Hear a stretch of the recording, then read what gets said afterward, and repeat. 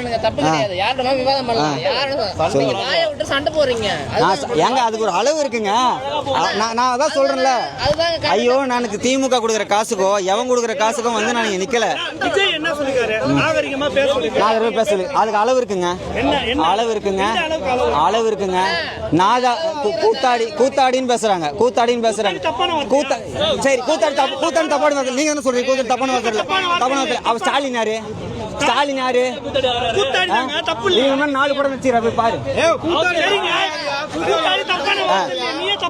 நான் நினைக்கல. யாரு நினைக்கிறாங்க அவங்ககிட்ட போய் கேளுங்க.